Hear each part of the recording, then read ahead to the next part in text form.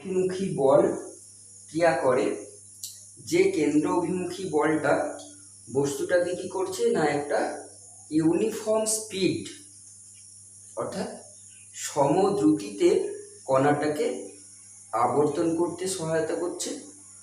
আর যে প্রযুক্ত বলটা সেই প্রযুক্ত বলটা বস্তুর বেগটাকে কন্টিনিউয়াস তার ঘূর্ণন পথের অভিমুখে চেঞ্জ করে যাচ্ছে। যার ফলে আমরা বলছিলাম যে এখানে এটা যদি কণাটার বৃত্তপথে এটা যদি এম ভরের কণা হয়, তাহলে এম ভরের কণাটার যদি বৃত্তাকার পথে ঘূর্ণন যদি পথটা হয়, তাহলে এই বরাবর তার যে ভেলোসিটি ছিল ভেলোসিটি ভি, আর এই দিকে তার ছিল দ্রুতি বা স্পিডের ডিরেকশনটা। স্পিডের তো কোনো পার্টিকুলার ডিরেকশন না, ভেলোসিটির একটা ডিরেকশন থেকে। এবার এই কণাটা যখন এরকমভাবে আবর্তন করছে, তখন আমরা দেখেছিলাম যে এটা যখন পর মুহূর্তে যখন এখানে বি বিন্দুতে এলো, এ বিন্দু ছিল, এখানে বি বিন্দুতে এলো কণাটা, তো এ বিন্দু থেকে ও, এই যে যদি আমি ও নাম দিই, তাহলে এখানে এই কণাটার এই বি বিন্দুতে যখন এলো, তখন বি বিন্দুতে আমরা যদি এখানে এটা যদি ধরে নিই যে থিটা কোণ করে আসছে, তাহলে আমরা দেখেছিলাম যে এইটা যখন এই কণাটা যখন এখানে এলো, তখন এদের সাথে এই দুটো যদি আমি এটার সাথে এটা যদি সমান্তরাল করে টানি, তাহলে দেখছিলাম যে এখানেও কণাটা থিটা কোণে, অর্থাৎ এটা যদি এটা হয় তাহলে এখানে আর যদি হয় তাহলে এটাও থিটা কোণে, এই যে আর হয় তাহলে এটাও থিটা কোণে রয়েছে।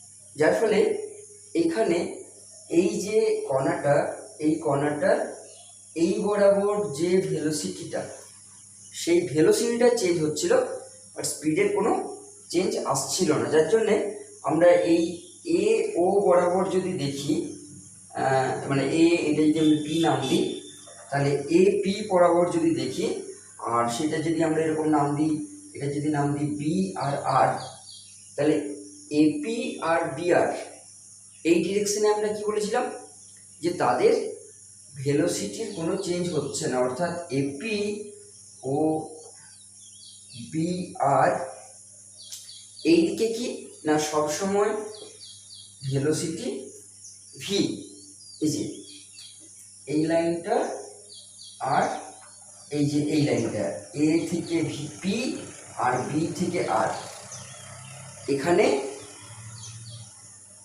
এই বরাবর ভেলোসিটিটা ভি ছিল।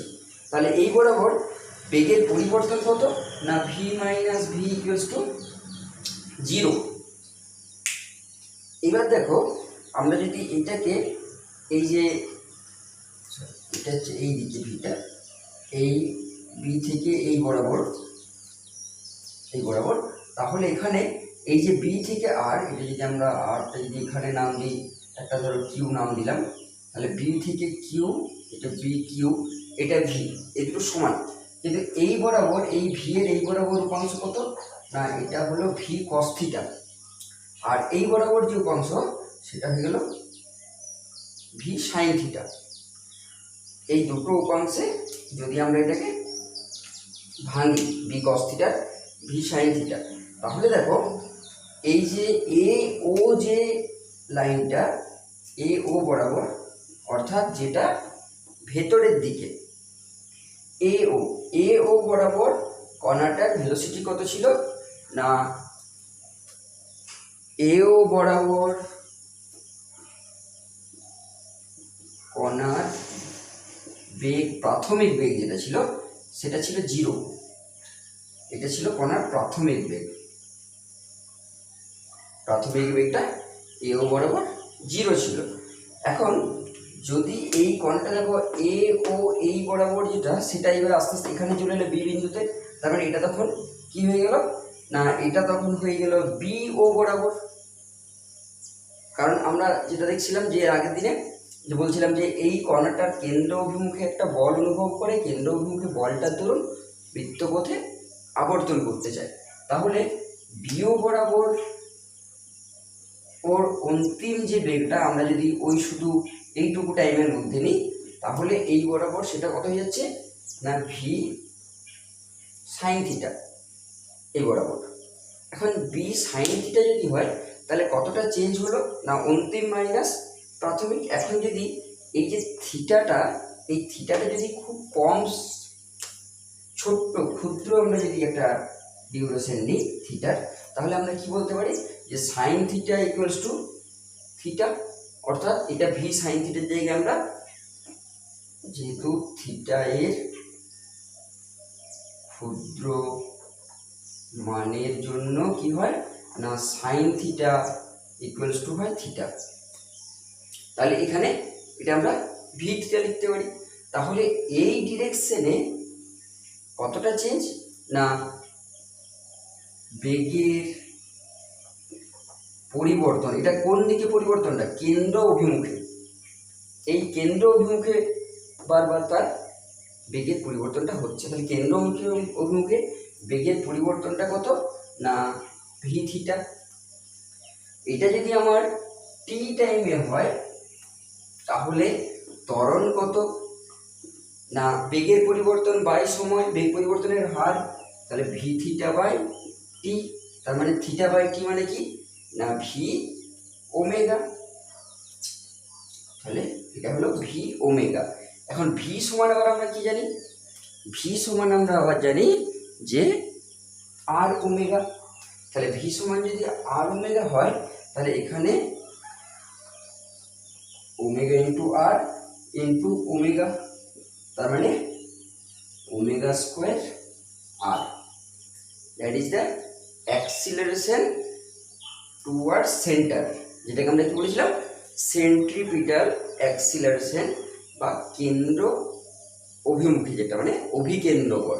তাহলে এটা অভিকেন্দ্র ত্বরণ এখানে, তাহলে অভিকেন্দ্র ত্বরণ অর্থাৎ কেন্দ্র অভিমুখে যে ত্বরণটা সেটা কত দাঁড়ালো না ওমেগা স্কোয়ার আর, ওমেগা স্কোয়ার আর হলো এর কেন্দ্র অভিমুখী ত্বরণটা। তা কেন্দ্র অভিমুখী ত্বরণটা আমরা কিভাবে পেলাম না যেহেতু কণাটা বৃত্তপথে আবর্তন করছে, তাহলে এই যে ভেলোসিটিটা, এই ভেলোসিটিটা বারবার চেঞ্জ হয়ে যাচ্ছে, যেটা আমরা আগের দিনে বলেছিলাম যে ভেলোসিটিটা চেঞ্জের দরুন এটা একটা বল ক্রিয়াশীল থাকে এর মধ্যে এবং সেই বলের জন্য এর অভিমুখটা কন্টিনিউয়াস চেঞ্জ হয়ে যাচ্ছে, অর্থাৎ এর কি থাকে না এর বেগটা কন্টিনিউয়াস চেঞ্জ হচ্ছে কিন্তু দ্রুতিটা একই রকম থাকছে, স্পিডটা ইউনিফর্ম স্পিডে থাকছে, যার ফলে কণাটা আমরা বলি যে সার্কুলার পথে যখন আবর্তন করছে তখন ইউনিফর্ম স্পিডে ঘুরছে, ইউনিফর্ম ভেলোসিটিতে নয়। তাহলে এখানে এই ভেলোসিটির জন্য কি হচ্ছে না এর এইদিকে ডিরেকশন ছিল, এখানে এইদিকে ডিরেকশন, অর্থাৎ এই স্পর্শক বরাবর এর ভেলোসিটি ভেক্টরটা কাজ করছে। তাহলে স্পর্শক বরাবর যদি ভেলোসিটি ভেক্টরটা কাজ করে তাহলে এই বিন্দুতে যখন ছিল তখন আমরা ধরে নিচ্ছি যে এইটা ছিল তার ইনিশিয়াল ডিরেকশন। এবার যখন এই দিকে এলো তখন এই বি কিউ অর্থাৎ এইটার সাথে এইটার দিকে যদি আমি দেখি তাহলে এখানে এটা থিটা কোণ করা হয়, এখানে থিটা কোণ করে যাচ্ছে, তাহলে এটা আমার যে দুটো পার্টে উপাংশ যদি আমরা ভাঙি তাহলে এই যে বিআর আর বিও এই অভিমুখে এই বিকিউটাকে যদি ভাঙি তাহলে এই বরাবর হচ্ছে ভি কস থিটা, এই বরাবর ভি সাইন থিটা। এখন দেখো এই যে বি ভি মানে বি কিউ আর এ পি এই ডিরেকশনে এদের ইনিশিয়াল ভেলোসিটি আর ফাইনাল ভেলোসিটির কোনো চেঞ্জ আসছে না, একই থাকছে। কিন্তু এই দিকের যে ভি কস থিটা উপাংশ আর এর যে প্রাথমিক যে কন্ডিশন সেখানে 0 ছিল আর ভি সাইন থিটা হলো, অর্থাৎ এখন যদি থিটা এর ক্ষুদ্র মান নিই, আমরা তো খুব ছোটো ছোটো করে এই জায়গাটাকে ভাবি, তাহলে এখানে যদি থিটা এর ক্ষুদ্র মান নিই তাহলে এটা ছিল ভি থিটা, এখান থেকে আমরা এর সেন্ট্রিপিটাল অ্যাক্সিলারেশন অর্থাৎ কেন্দ্র অভিমুখী যে ত্বরণটা অভিকেন্দ্র ত্বরণটা আমরা পেয়ে গেলাম। এখন এম ভরের যদি কণা হয় তাহলে আমরা কি জানি যে বল সমান কি হয় না বল সমান হয় ভর গুণিত ত্বরণ, অর্থাৎ ভর গুণিত ত্বরণ যদি হয় তাহলে m into omega square R, that is m omega square r. এটা হলো অভিকেন্দ্র ত্বরণ, যার ডিরেকশনটা হচ্ছে সবসময় কেন্দ্র অভিমুখে, প্রত্যেকটা পয়েন্ট থেকে সেটা কেন্দ্র অভিমুখে এই ত্বরণটা কাজ করছে। এটা হলো অভিকেন্দ্র ত্বরণ এবং অভিকেন্দ্র বলের রাশিমালা। এখন আমরা দেখলাম যে যখন বৃত্তপথে আবর্তন করে কণাটা, তখন এর একটা অভিকেন্দ্র বল কাজ করে। এই অভিকেন্দ্র বলের জন্য কণাটা সবসময়, তার মানে কি, আমরা যদি একটা পাথরকে সুতো দিয়ে বেঁধে ঘোরাতে চাই, ওই যে সুতোর সাথে পাথর, এখানে ওই সুতো বরাবর, অর্থাৎ এই যে এটা যদি সুতো ধরি, এই সুতো বরাবর ওই টানটা আমি, মানে বলটা আমি দিয়ে রেখেছি। এখন বলটা যদি আমি এখানে দিয়ে রাখি তাহলে তো কী হবে না, আমার এমনি নর্মাল কন্ডিশনে কী হবে না, বলটা দিয়ে রাখলে এটা ভেতরের দিকে চলে আসার কথা, সেটা তো হচ্ছে না। তা সে কী করছে না, সে এই পথে আবর্তন করতে শুরু করেছে। আমার যদি এখানে যদি ওয়ান ডাইমেনশনাল যদি ডিরেকশন হয়, এখানে যদি একটা দিকে যদি ফোর্সের ডিরেকশনটা হয়, তাহলে সেদিকে কী হবে, আমরা জানি যে যখন নিউটনের সূত্র পড়ছিলাম যে যদি কোনো লাইন বরাবর যদি একটা বল ক্রিয়াশীল হয়, সেই লাইন বরাবর সেটা মুভ করে, তাহলে বস্তুটা এই পথে চলে আসার কথা। সেটা তো হচ্ছে না, সে তো টান টান অবস্থায় ঘুরছে। আমরা সুতো দিয়ে পাথরকে যখন ঘোরাচ্ছিলাম, সেরকম যদি ধরো এরকম করো, ধরো আমাদের বাড়িতে কড়াই আছে, কড়াই মানে ফাঁকা গোলকের মধ্যে যদি আমরা ধরি, এবার সেই ফাঁকা গোলকের মানে কড়াইটার ভেতরে তুমি কি করেছো, কড়াইয়ের মধ্যে একটা মার্বেল, বা ধরো যদি আমি এরকম করে বলি যে একটা কড়াইয়ের মধ্যে একটা আলু, ছোট্ট আলু ফেলে দিয়েছি, গোল আলু, টুকরো না, পিস না, তো আমি একটা গোল আলুকে এরকম করে এটা কড়াই, এই কড়াইটার মধ্যে একটা আমি আলুকে রেখেছি। তো আলুটা ইনিশিয়ালি কোথায় থাকবে না, এই নিচে থাকবে একবারে। এইবার ভালো করে জিনিসটা ভাবতে হবে যে এই কড়াইটাকে, ধরো এখানে হ্যান্ডেলটা, যেগুলো হাতলগুলো থাকে, আমি এই হাতলটাকে ধরে খুব জোরে ওকে ঘোরাচ্ছি, অর্থাৎ কড়াইটাকে ধরে আমি এরকম করে খুব জোরে রোটেশন দিচ্ছি। ধরো এটা এই বরাবর, আমি যদি এখানে এটা এক্সিস হিসেবে ধরি, ওই এক্সিস বরাবর আমি ওটাকে খুব জোরে রোটেট করাচ্ছি। তো আমি হাত দিয়ে ঘোরাচ্ছি, আস্তে আস্তে ঘোরাচ্ছি, কিছু প্রবলেম হচ্ছে না, ও কড়াইটা শুধু ঘুরে যাচ্ছে, আর এটা শুধু একটু করে নড়বড় করছে। এইবার এই রোটেশনটাকে আমি আস্তে আস্তে বাড়াচ্ছি, রোটেশনটাকে বাড়াতে বাড়াতে দেখছি একটা টাইমে, একটা মিনিমাম রোটেশনের পর আস্তে আস্তে দেখছি যে এইখানে যে আলুটা ছিল সেটা তখন আর, এই আলুটা তখন কিন্তু আর, মানে এই যে অবজেক্টটা দিয়েছি, এই যে বস্তুটা দিয়েছি, সেটা আমি যে কোনো দিতে পারি, আমি মার্বেল ছোট গোল টুকরো দিতে পারি, একটা যে কোনো বস্তু দিতে পারি। তো সেই বস্তুটা এখানে আস্তে আস্তে রোটেট করতে শুরু করেছে। কোথায় না, কড়াইয়ের এই গোল তোল বরাবর রোটেট করতে করতে আস্তে আস্তে এটা উপরের দিকে উঠতে শুরু করেছে। এবার আমি ধরে নিচ্ছি যে এইরকমভাবে ঘুরতে ঘুরতে, এরকম ঘুরতে ঘুরতে উঠছে, তার মানে কি এইরকম করে আস্তে আস্তে এটা উপরের দিকে উঠছে, উঠতে উঠতে এখানে এই পজিশনে চলে এলো। দেখো আমরা এখানে ভালো করে যদি লক্ষ্য করে দেখি যে এখানে তো আমি শুধু কড়াইটাকে ঘোরাচ্ছি, কড়াইটাকে যদি ঘোরাই, কড়াইটাকে ঘোরালে আমি যখন খুব আস্তে আস্তে ঘোরাচ্ছিলাম তখন কিছু হচ্ছিল না, ও এইখানে এই জায়গার মধ্যেই রয়ে যাচ্ছিল। তার মানে একে তখন কেউ কোনো বল প্রয়োগ করছিল না এই উপরে ওঠার জন্য। এবার আমি এখানে এখনো কোনো বল প্রয়োগ করিনি, এখানে আমি এক্সটার্নাল কোনো আলাদা করে বল প্রয়োগ করছি না, এক্সট্রা বল কোনো প্রয়োগ করছি না। আমি শুধু কড়াইটাকে যেমন ঘোরাচ্ছিলাম সেটা আস্তে আস্তে আমি রোটেশনটাকে বাড়িয়ে দিচ্ছি। তো এই রোটেশনটা বাড়িয়ে দিতে কী দেখা গেল, যে এই রোটেশনটা বাড়িয়ে দেওয়ার পর একটা টাইমে দেখা গেল যে একটা মিনিমাম রোটেশন পাওয়ার পর সেটা আস্তে আস্তে আস্তে আস্তে এই পজিশনে এসে পৌঁছে গেল। সেটা কি না, সেটা আমার যে কোনো অবস্থান হতে পারে, আমি ধরে নিচ্ছি যে এই অবস্থানে পৌঁছালো। এবং সেটা ম্যাক্সিমাম কোথায় না, যদি খুব দ্রুত ঘোরানো হয় তাহলে দেখা যাবে সেটা ম্যাক্সিমাম এইখানে এসে পৌঁছালো। অর্থাৎ আমি যদি এটাকে একটা গোলক হিসেবে ধরি, যদি হলো ওই যে কড়াইটা, সেই কড়াইটাকে আমরা একটা গ্লোব টাইপের এরকম গোলক হিসেবে যদি ধরি, স্ফিয়ার যদি ধরি, এটা যদি ধরি, তো এখানে এটা ছিল তার, আর এটা এই বরাবর ওমেগাটা দিয়ে আমি একে ওমেগা মানে একটা আমি রোটেশন দিয়ে এটাকে ঘোরাচ্ছি। ছিল কণাটা এখানে, এখন কণাটা এই জায়গাতে চলে এলো। কণাটা এটা তো বাইরে যাবে না, এটা এইখানে এরকম করে কণাটা এখানে এই অবস্থানে চলে এলো। যখন কণাটা এই অবস্থানে চলে এলো, তাহলে আমি বললাম কি যে একে আমি কোনো রকমের কোনো এক্সটার্নালি আমি ফোর্স অ্যাপ্লাই করিনি, আমি শুধুমাত্র এই এক্সিস বরাবর এই স্ফিয়ারটাকে আমি, অর্থাৎ এই গোলকটাকে আমি ঘোরাচ্ছি। মানে কীরকম, ধরো আমি যদি এরকম করে বলি যে এই স্ফিয়ারটাকে ঘোরাতে আমি একটা সুতোতে যখন পাথর বেঁধে ঘোরাচ্ছিলাম তখন কি হচ্ছিল না, তখন দেখো যদি আমি খুব আস্তে আস্তে যদি পাথরটাকে ঘোরাই, পাথরটা কিন্তু এইখানে আমি ধরো এই কলমটায় একটা সুতো বেঁধেছি, দিয়ে সুতো বেঁধে আমি খুব আস্তে আস্তে এমনি করে ঘোরাচ্ছি, তো কী হবে, সুতোটা এই পেনটার মধ্যে পুরোটা জড়িয়ে যাবে। ও উপরের দিকে তো উঠে যাওয়া দূরের কথা, এখানে জড়িয়ে যাবে, এখানে আটকে যাবে। তার মানে সে ওপরের দিকে কোনো উঠতে পারছে না, সে এইটুকু জায়গার মধ্যে সে নিচের দিকে সে ঝুলেই রয়ে যাচ্ছে।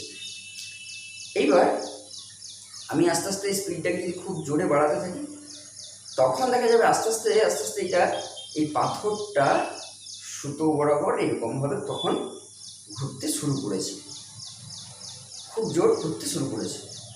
এখন ওই মিনিমাম এই যে রোটেশনটা আমি দিচ্ছি কিন্তু কলমটাতে ঘোরাচ্ছি, পাথরটাকে ঘোরাচ্ছি না, কলমটাকে ঘোরাচ্ছি, তাতে পাথরটা উঠছে। তো এখানেও সেরকম, এইখানে যদি আমি এই কলমটার পজিশনটা যদি আমি এইটাতে ধরি, এটা হচ্ছে আমার এখানে কলমটা আছে। এইবার তার মানে এই যে কড়াইটা সেটা আমি কলম হিসেবে ঠিক করছি, এটাকে আমি ঘোরাচ্ছি। তো ঘোরাতে ঘোরাতে কী হবে না, এখানে এই কড়াইয়ের তল বরাবর আমি যদি এখানে যদি একটা তল কল্পনা করি, তাহলে এই তলে অর্থাৎ এর উপরিতলে বা এখানে একটা ডাউনও থাকতে পারে, একবারে সবসময় উপরিতলে আমি সেটা কেমন স্পিডে দিচ্ছি তার উপরে। যেমন ধরো নাগরদোলায় দেখবে অনেক সময় ঘোরানো হয়, তা নাগরদোলায় যখন এরকমভাবে ঘোরাচ্ছে তখন দেখবে ওই যে চড়কের সাথে যেটা এরকম মানে আমাদের ইয়ের সাথে হরাইজেন্টালি যেটা ঘোরে, সেগুলো দেখবে তখন এরকমভাবে ঘুরছে। তা আমি যদি সেরকম এইটাকে যদি ঘোরাই, তখন দেখছি এই লাইনগুলো এরকম করে এই যে এই বরাবর কড়াইয়ের এই বরাবর, তখন এই কণাটা কড়াইয়ের তল বরাবর আবর্তন করছে। এটা কিন্তু এখানে থেকে কড়াই ওই গোলভাবে ঘুরছে কেন, এটা শুধু এখানে এরকম করে ঘুরছে এরকমটা না, এটা কি হচ্ছে এইখানে এইখানে এইখানে এইখানে এইখানে করে কড়াইয়ের তল বরাবর গা বরাবর এরকমভাবে আবর্তন করছে কন্টিনিউয়াস ওই স্ফিয়ারটার ভেতরে গা বরাবর, তলটা বরাবর। তো এখন এই তলটা বরাবর যদি নিই আমি, এখানে কেন এটাকে এরকম দুটোই গোল তল দিলাম, আমরা জানি যে এইখানে যদি এই কড়াইটার সাথে এই যে অবজেক্টটা বস্তুটা সেটা যদি এইখানে আসতে হয়, তাহলে এখানে আসতে গেলে আমাদের এমনি নর্মাল কন্ডিশনে কি না, নর্মাল কন্ডিশনে এর উপরে অনেকগুলো বল অ্যাপ্লাই করতে হবে, তবে আমি বলটাগুলো যদি আমি অ্যাপ্লাই করি তবেই কণাটা এখানে এসে পৌঁছাবে। তাছাড়া আমরা কোনো ফোর্স অ্যাপ্লাই না করে, সেটা এক্সটার্নাল হোক আর ইন্টারনাল হোক, আমি কোনো ফোর্স অ্যাপ্লাই না করে কণাটাকে এখানে আনতে পারবো না। কণাটাকে এখানে আনতে গেলে আমরা কি কি ফোর্স দেখেছি না, প্রথমে দেখেছি যে এর উপরে এর ওজন mg ক্রিয়াশীল হয়।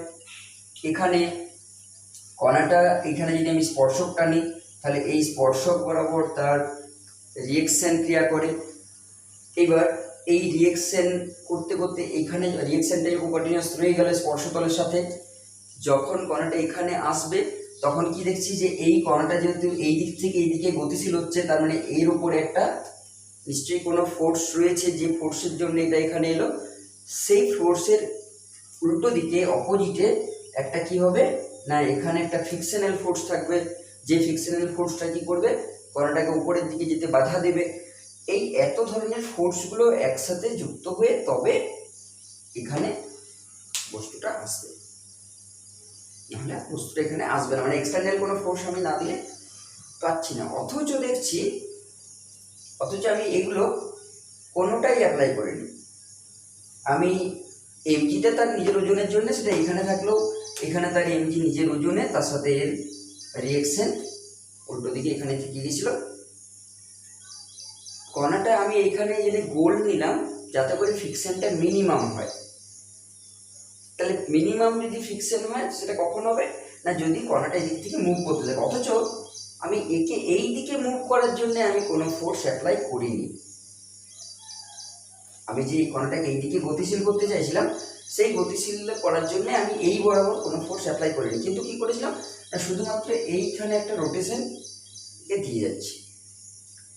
তাহলে এই রোটেশন দেওয়ার ফলে কণাটার মধ্যে এখানে যে বলটা এলো সেটা একটা অটোমেটিক্যালি একটা প্রযুক্ত বল, কোনো রকমের কোনো বল আমি প্রয়োগ ছাড়াই কিন্তু একটা বল পেয়ে যাচ্ছি। এই যে অটোমেটিক্যালি এই যে প্রযুক্ত বলটা এলো, এই প্রযুক্ত বলটা হচ্ছে তার অপকেন্দ্র বল। এটা হচ্ছে অপকেন্দ্র বল। তাহলে এই অপকেন্দ্র বলটার মেন কারণ কি না, মেন কারণ হচ্ছে এই রোটেশনটা।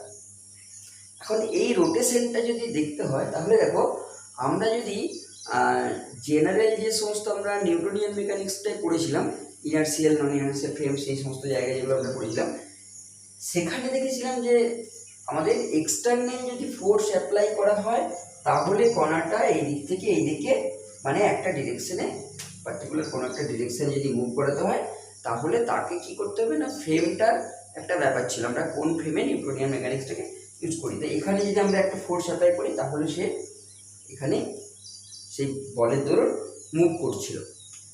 কিন্তু এখানে এই যে নির্দেশতন্ত্রটা রয়েছে, এই নির্দেশতন্ত্রটা কিন্তু আমাদের ইনার্সিয়াল ফ্রেম নয়, এটা ঘূর্ণন নির্দেশতন্ত্র, রোটেটিং ফ্রেম।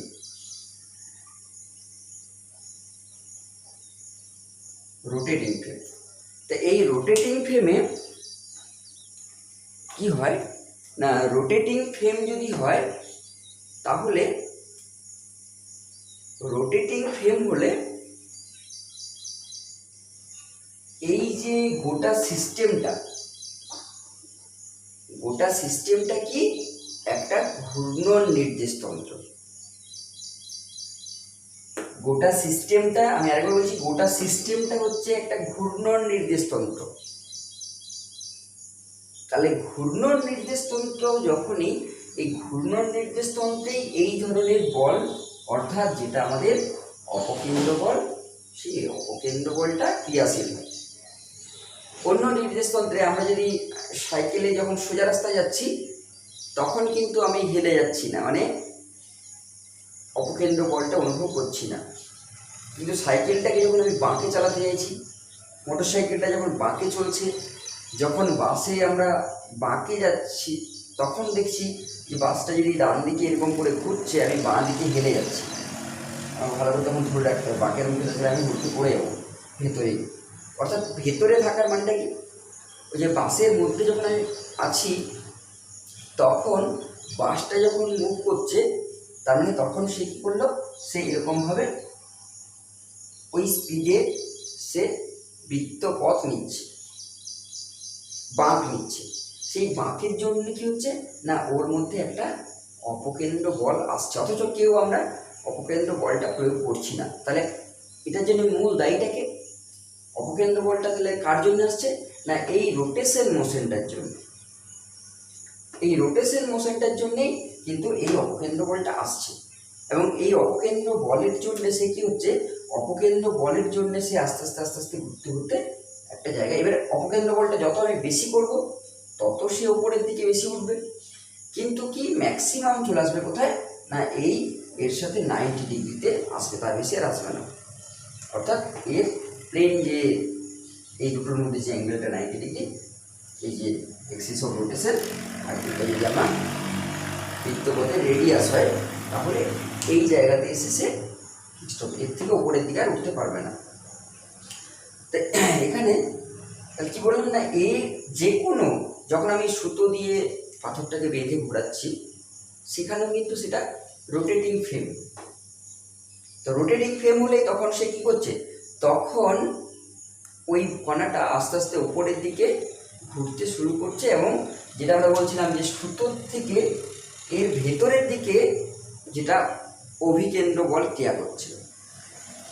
তাহলে এই বিন্দুতে এই যে ঘূর্ণনের জন্যে এর বহির্মুখী একটা বল অটোমেটিক্যালি, এখানে দিচ্ছি না কেউ আমরা, এখানে কেউ আমরা ওই এক্সটার্নাল ফোর্সটা দিচ্ছিলাম না, এটা অটোমেটিক্যালি এই অপকেন্দ্র বলটা এই বাইরের দিকে সেন্ট্রিফিউগাল যে ফোর্স, সেন্ট্রিফিউগাল ফোর্সটা বাইরের দিকে কাজ করছে।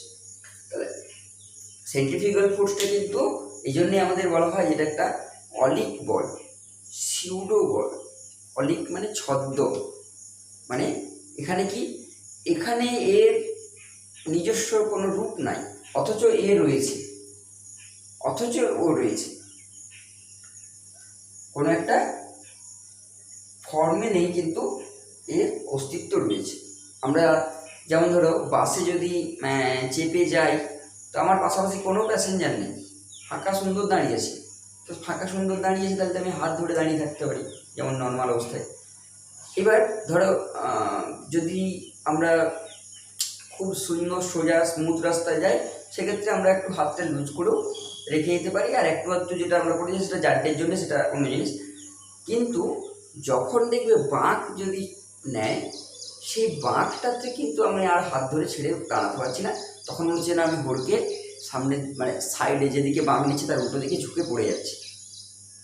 তা এই যে উল্টো দিকে ঝুঁকে পড়ে যাওয়া, তার মানে কি, তার মানে ওই অপকেন্দ্র যে বলটা, সেই অপকেন্দ্র বলটা আপনা আপনি উদ্ভূত হচ্ছে। আমরা যদি ব্রেকের জন্য যেটা আমরা দেখেছিলাম সেটা সামনে পিছনে ফেলে যাব, কিন্তু বাইরের দিকে বেরিয়ে যাওয়া, যেদিকে বাঁক তার বাইরের দিকে, আমরা দেখবে আরও ভালো করে বুঝতে পারবো যদি আমরা কোনোদিন গেটে ঝুলে যাই বাসে। এই অভিজ্ঞতা যদি কারো থাকে সে ভালো বুঝতে পারবে যে আমরা এমনি হয়তো নর্মাল সবাই হ্যান্ডেল ধরে দাঁড়িয়ে আছি, এবারে যদি কোনো কারণে বাঁক নেয় তখন মনে হয় সব লোকগুলো আমাকে পিছন দিকে বাইরের দিকে ঠেলে আমাকে ফেলে দিচ্ছে, তখন আমাকে আরও শক্ত করে ধরতে হবে। ওখানে আরও ভালো করে বোঝা যাবে যে যত এই রোটেশনটা বা বাঁকটা যত বেশি হবে তত ওই অপকেন্দ্র বলের মানটা সেরকম পরিবর্তন হবে। এখন তাহলে এটার মূল কারণ কি বললাম, মূল কারণ কিন্তু শুধুমাত্র রোটেশন মোশনটার জন্য, রোটেটিং ফ্রেমে আমাদের এই অপকেন্দ্র বলের অনুভূতিটা আসছে। এখন তাহলে এই অপকেন্দ্র বলের এটা আমরা কোথায় কোথায় বুঝতে পারি, যেমন ধরো এটা তুমি আরও একটা জায়গায় ফিল করতে পারবে। যেমন ধরো তুমি হয়তো একটা হাতে পাথর ধরে আছো, দিয়ে তুমি চড়কে চেপেছো, চড়ক বা না করতে গেলে তুমি যাই বলো না কারণ যে কোনো জায়গায় চেপেছো, তো তুমি যদি ওকে খুব শক্ত করে ধরে রাখো, তো তোমার সাথেই ও ঘুরছে, তুমি ওকে তোমার নিজের মতো করেই তুমি অবজেক্ট হিসেবে রাখছো। এখন দেখো এই ফিলিংসটা কী করে আসছে, দেখো এখানে যখন এই জায়গাতে যখন বস্তুটার সাথে অ্যাটাচ যাচ্ছে, যেমন আমি যেরকম বললাম যে যদি ধরো ওই নাগরদোলায় আমি বস্তুটাকে শক্ত করে একটা পাথরকে ধরে আছি, তা আমার সাথে থাকা সব কিছুই টাইটলি বাউন্ড, মানে এরা সবাই ওই ওমেগা ভেলোসিটি নিয়েই মুভ করছে, সবাই ওমেগা ভেলোসিটি নিয়ে মুভ করছে।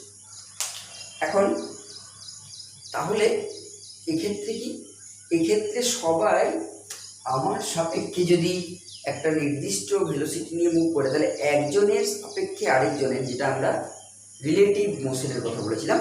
তাহলে এখানে সবাই একই মোশনে আছি, অর্থাৎ রিলেটিভ ভেলোসিটিটা কি না এদের মধ্যে জিরো।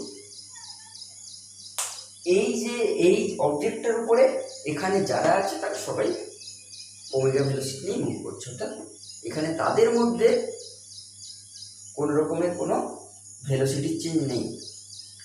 কিন্তু যে বাইরের থেকে দেখছে তার ক্ষেত্রে কি মনে হবে, তার ক্ষেত্রে মনে হবে সে দেখবে কি সে এটা যেহেতু ঘুরছে সে দেখবে ওকে বাইরের দিকে সরে যেতে দেখবে।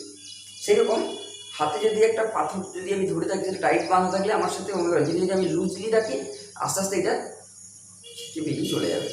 স্পর্শক বরাবর যেমন আমরা দেখেছিলাম রোটেশন মোশনে, সেই ধরনের এই ধরনের অ্যাপ্লিকেশন হচ্ছে আমাদের ওয়াশিং মেশিন, জামা কাপড় কাচার যে মেশিনগুলো হয় সেগুলোতে খুব জোরে জামা কাপড়গুলো খুব জোরে ঘোরানো হয়। 1000 RPM, 800 RPM, 1200 RPM, 1400 RPM। RPM মানে রিভলিউশন পার মিনিট, মানে 1 মিনিটে প্রায় 800, 900, 1000, 1200 এরকম করে ঘোরাচ্ছে 1 মিনিটে। তাহলে ওই ধরনের এত স্পিডে ঘোরানোর কারণে জামা কাপড়ের সাথে লেগে থাকা যে ময়লা বা ধুলোগুলো সেগুলো তো টাইটলি বাউন্ড নয়, লুজলি বাউন্ড।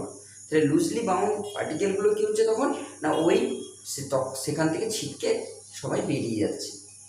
তাহলে ওখানে এই অপকেন্দ্র বলের এই অ্যাপ্লিকেশনটা হচ্ছে আমাদের এই ওয়াশিং মেশিনে ইউজ করা হয়।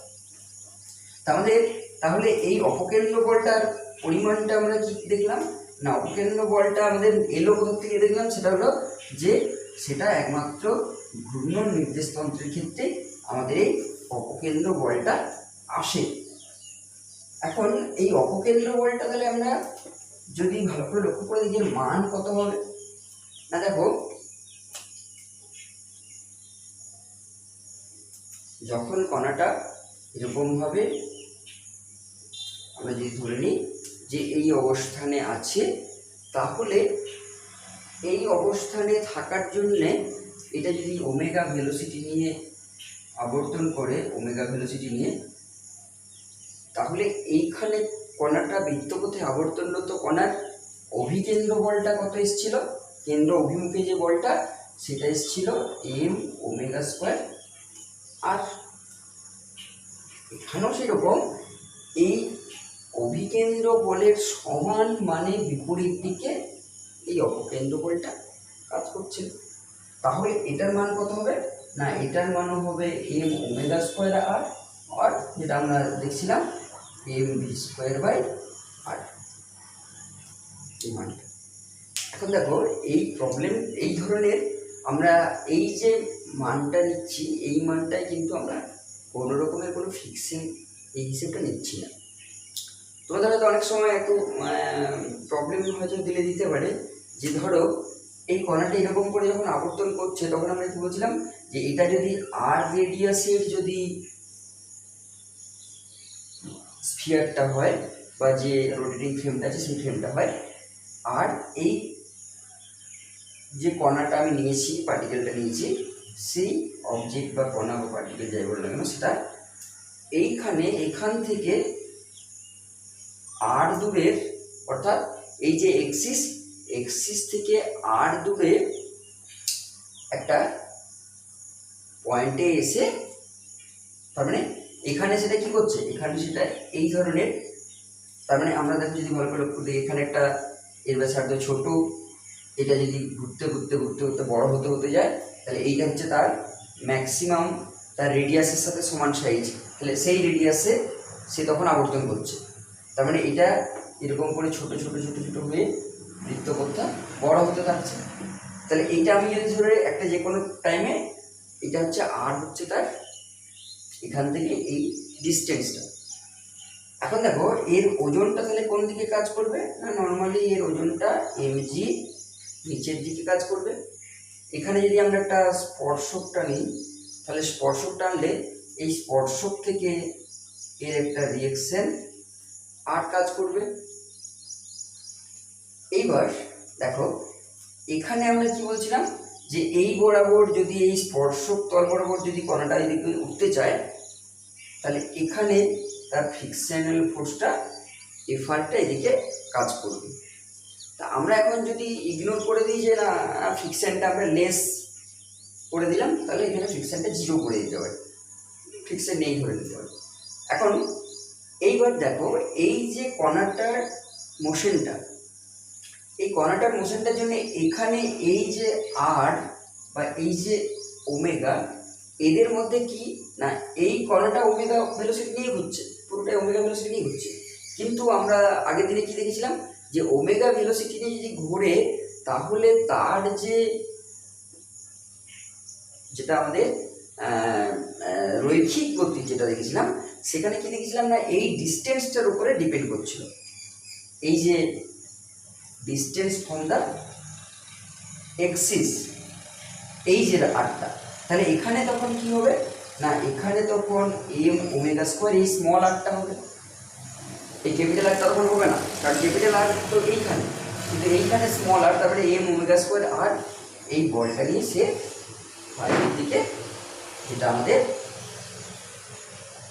অপকেন্দ্র যে বলটা, সেই অপকেন্দ্র বলটা সে ফিল করবে।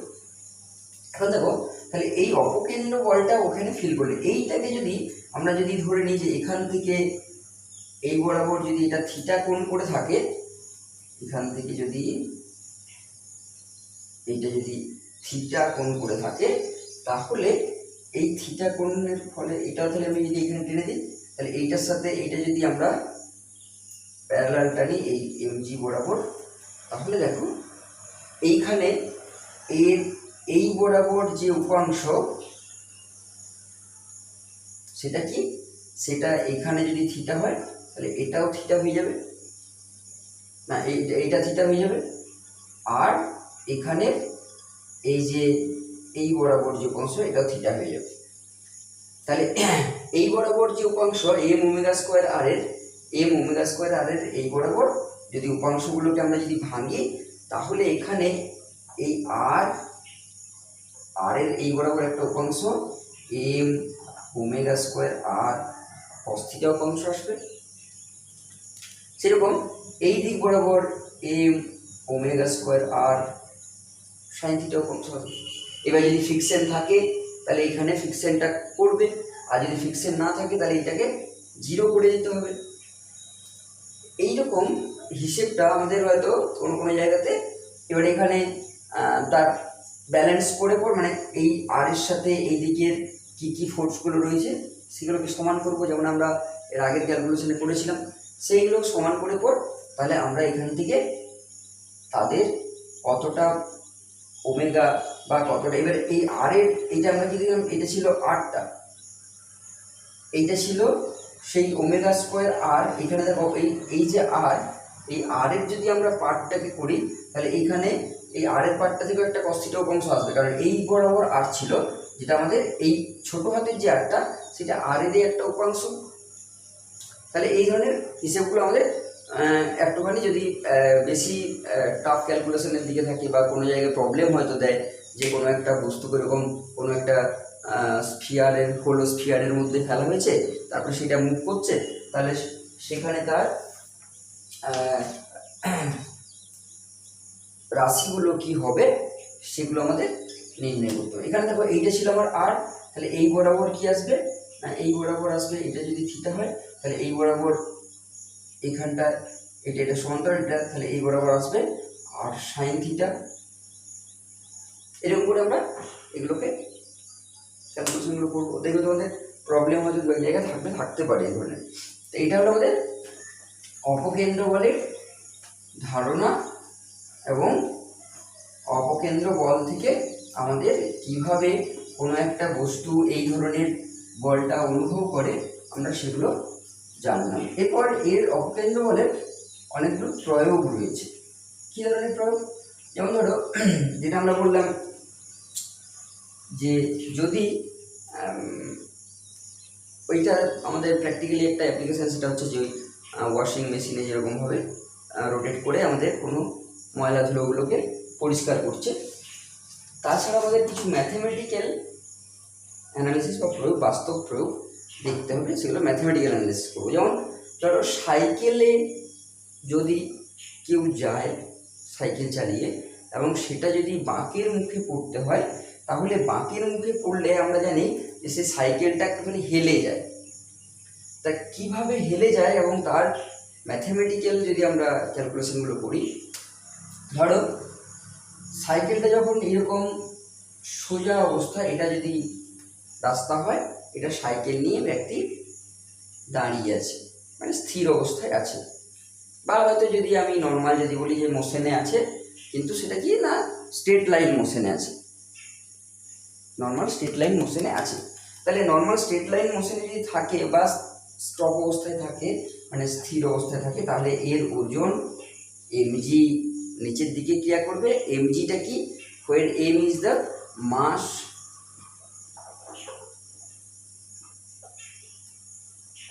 কার মাস, না সাইকেল সহ ব্যক্তির ভর।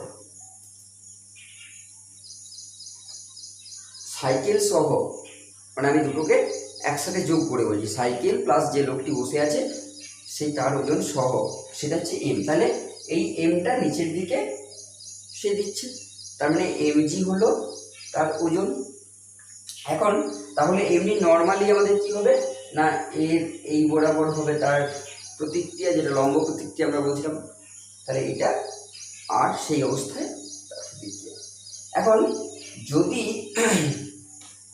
এইবার ব্যক্তিটা একটা ভেলোসিটি নিয়ে যাচ্ছে, ধরা যাক ভি ভেলোসিটি নিয়ে সে একটা বাঁক পথে ঘুরছে, অর্থাৎ বাঁক পথে যদি ঘুরে তাহলে সেই রাস্তাটা তখন কি হয়ে গেল, না এইরকম স্ট্রেট বরাবর না হয়ে তখন এইরকম একটা কাট পথ। এই কাট পথে যদি হয় তাহলে কাট পথটা তখন কি হবে, না তখন কাট পথে এই যে এটা ছিল, এখানে ছিল এরকম সোজা, এখন কাট পথে এইরকমখানি, এটা যদি সোজা ছিল কাট পথে এইরকম করে বেঁকে গেল, হেলে গেল। তাহলে এটা যদি হেলে যায়, তাহলে হেলে গেলে এর mgটা কোন দিকে কাজ করবে, mgটা নিচের দিকেই কাজ করবে। কিন্তু এর যে রিয়েকশনটা, এটা যদি হয় হেলে যাওয়া, তাহলে রিয়েকশনটা তখন কোন দিকে কাজ করবে, না রিয়েকশনটা এটা যদি রাস্তার সাথে যদি থিটা কোণ করে হেলে যায়, তাহলে এইখানে যদি থিটা হয়, আমি এই রাস্তাটাকে এখন এরকম করে ছবিটা দেখেছি, এটা রাস্তা আর এটা হেলে গেছে, এখানে তো 2 ডাইমেনশনাল ছবিটা দেখানোর প্রবলেম আছে, তো এটা ছবিটাকে একটুখানি এরকম সোজা করে দেখাতে পারি। আমি যদি বলি যে এইটা ছিল আগে রাস্তা, মানে রাস্তাটা যখন স্ট্রেট ছিল তখন এটা ছিল নর্মাল, এখন রাস্তার সাথে অর্থাৎ এই নর্মালটার সাথে এই ব্যক্তিটা এরকম হেলে গেছে। তাহলে হেলে গেলে এখন তার রিয়েকশনটা কোথায় এলো, রিয়েকশনটা এলো এখানে। এটা আগে ছিল যখন স্ট্রেট লাইন বরাবর যাচ্ছিল, তখন এটা যখন হেলে গেল তাহলে এখান থেকে এখানে হেলে গেছে। তাহলে হেলে যাওয়ার জন্য তাহলে এর এই বরাবর এই দিক থেকে তখন রিয়েকশনটা তখন আর এমজি হিসেবে কাজ করবে না, রিয়েকশনটা তখন এই লাইন বরাবর ক্রিয়াশীল হলো। তাহলে রিয়েকশনটা আটটা এই বরাবর ক্রিয়াশীল হলো, যেখানে থিটাটা হলো কি, থিটাটা হলো তার চেঞ্জ অফ রোটেশন। তাহলে এখানে এই বরাবর সেটা থিটা কোণে হেলে গেল, হেলে যাওয়ার ফলে এর রিয়েকশনটা এখানে এই দিক থেকে পেল। এখন এই রিয়েকশনের এটা যদি আমরা ধরে নিই যে ও পজিশন, তাহলে রিয়েকশনের দুটো পার্ট হবে।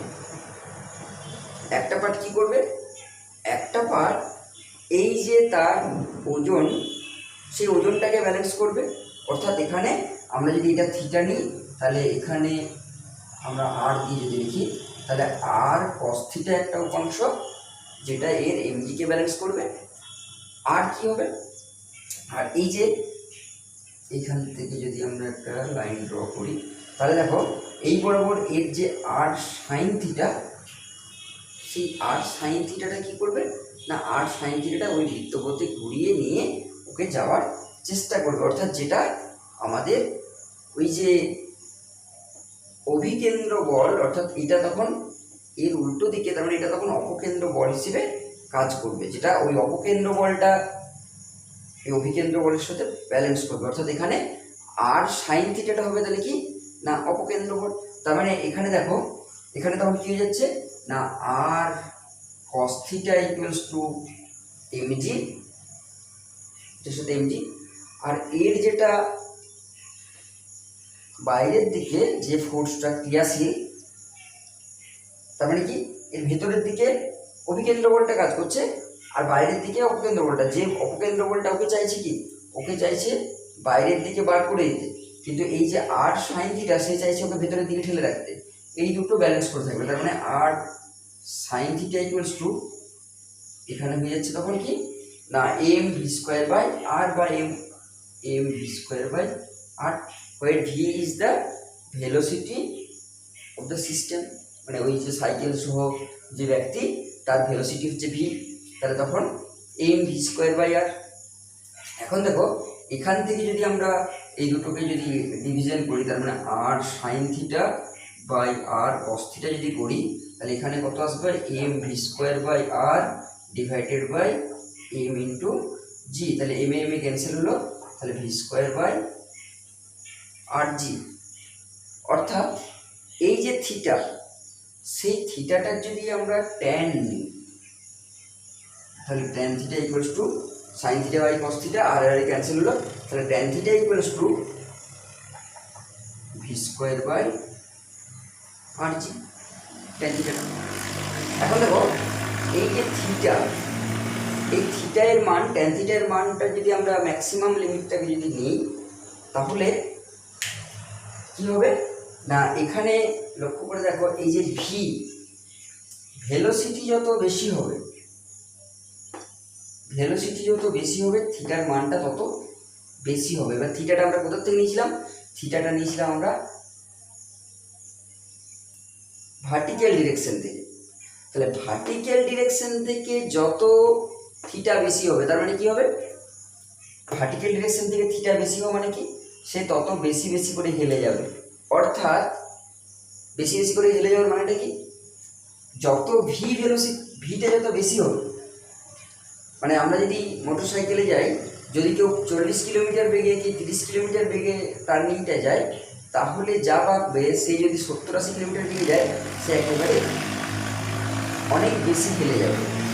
তোমরা দেখবে বাইক রেস যেগুলো টিভিতে দেখায় স্পোর্টস চ্যানেলগুলোতে, সেখানে দেখবে যে খুব জোরে যখন যাচ্ছে তখন হাঁটুগুলো যেন মনে হচ্ছে মাটিতে ছুঁয়ে যাচ্ছে, হাঁটুতে ওরা নি গার্ড পরে। তো সেখানে কি হয় না এই যে ভি যত বেশি হচ্ছে এই ভি স্কোয়ারের সাথে রিলেটেড, তাহলে ভি স্কোয়ার মানে ভিটা যত বেশি হচ্ছে, এখানে এই থিটার মানটা তত বেশি হয়ে যাচ্ছে, থিটার মানটা বেড়ে যাচ্ছে। তাহলে এখানে সেরকম আবার কি না জি এর তো চেঞ্জ হবে না, জি তো ফিক্সড, আমি যদি ধরে নিই একটা পার্টিকুলার জায়গার জন্য। এবার যদি দেখো যে এইটা যদি আমার পয়েন্ট হয় আর এইটা যদি আমার বাঁক পথ হয়, তাহলে এই ডিস্টেন্সটা কি আর, এইবার এই ডিস্টেন্সটা আমি আরও বাড়াতেই থাকছি বাড়াতেই থাকছি বাড়াতেই থাকছি। তো এখানেও দেখো এটাও বাঁক, এটাও বাঁক, কিন্তু কি না এটা যদি আমি এর পুরোটাকে একটা সার্কেল হিসেবে করে দেখি, তাহলে এর যে রেডিয়াসটা, এই রেডিয়াসটা অনেক বেশি, তার মানে কি না এই বাঁকের কার্ভেচারটা অনেক কম।